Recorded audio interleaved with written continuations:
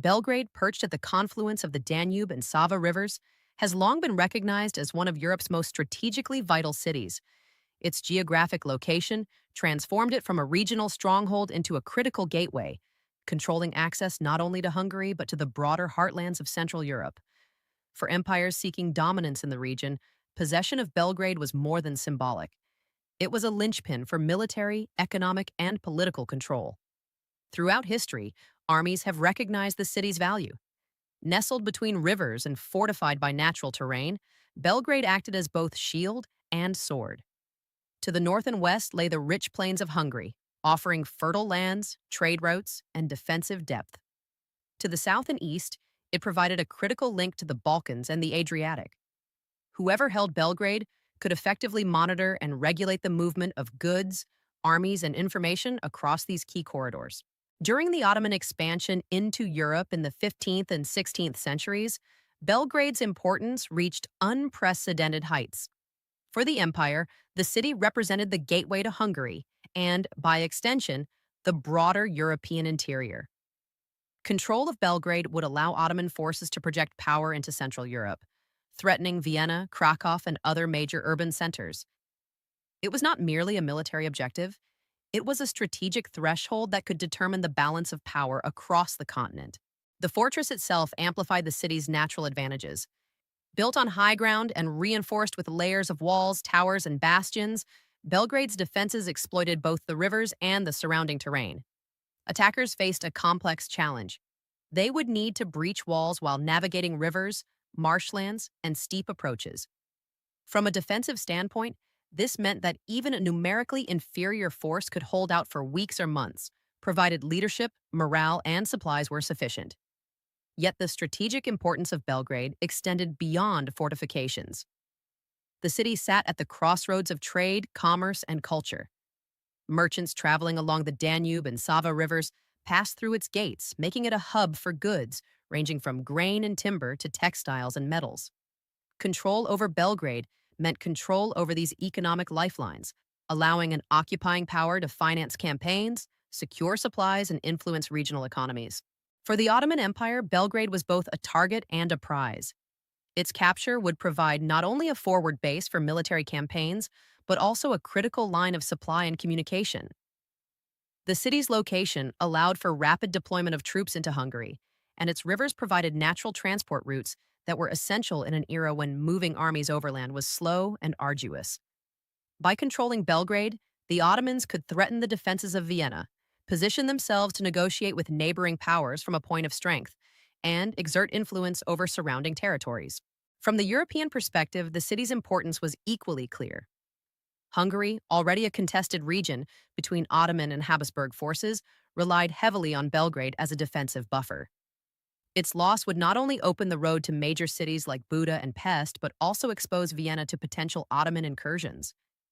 Strategists understood that the fall of Belgrade would force a realignment of forces, requiring urgent reinforcements, fortification of additional positions, and mobilization of regional alliances to counter the advancing empire. The city's significance was not limited to immediate military and economic factors. Belgrade carried symbolic weight as a frontier of Christendom in the eyes of contemporary European powers. Its defense or fall would be interpreted as a test of resilience, faith, and the ability of local populations to resist the encroachment of a rapidly expanding empire. Propaganda, chroniclers, and diplomats frequently referenced the city as the gateway to Europe, emphasizing its psychological as well as strategic importance. The rivers themselves played a pivotal role. The Danube, Europe's second longest river, provided a natural corridor for transportation, trade, and troop movement. Control of the river allowed a defending force to resupply and reinforce the city while denying the same advantage to the enemy. The Sava River, connecting to the interior of the Balkans, created additional layers of defense and served as a route for potential reinforcements. The junction of these rivers at Belgrade thus created both a choke point and a logistical hub, enhancing the city's strategic value. Historical campaigns underscore this importance. When Ottoman forces laid siege to Belgrade, commanders understood that capturing it would be more than a single victory. It would unlock a pathway into Hungary and Central Europe. Every cannon fired, every trench dug, and every assault mounted reflected a recognition of the stakes involved.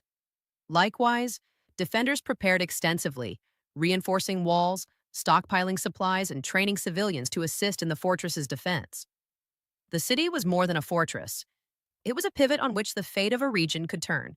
The fall of Belgrade, therefore, carried consequences far beyond its walls. Military historians note that its capture often preceded further Ottoman advances into Hungary, Croatia, and even the approaches to Vienna. The city's loss disrupted regional alliances, forced neighboring powers to divert troops, and changed the trajectory of multiple campaigns.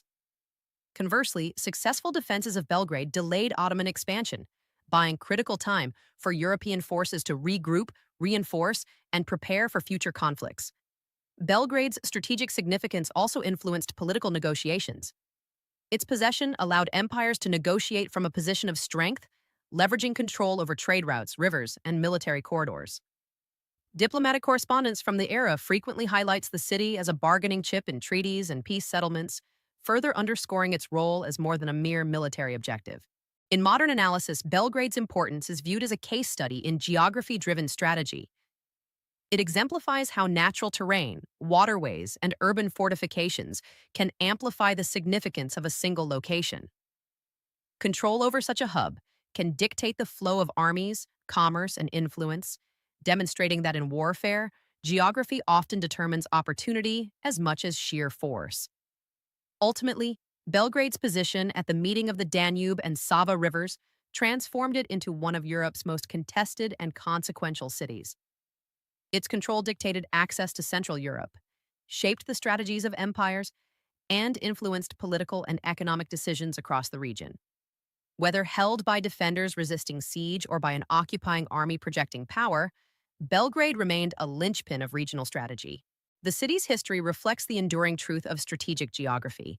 Some locations, by virtue of terrain and position, hold influence far beyond their size. Belgrade's control of river junctions, access routes, and defensive positions made it a prize, coveted by empires and a critical barrier to invasion.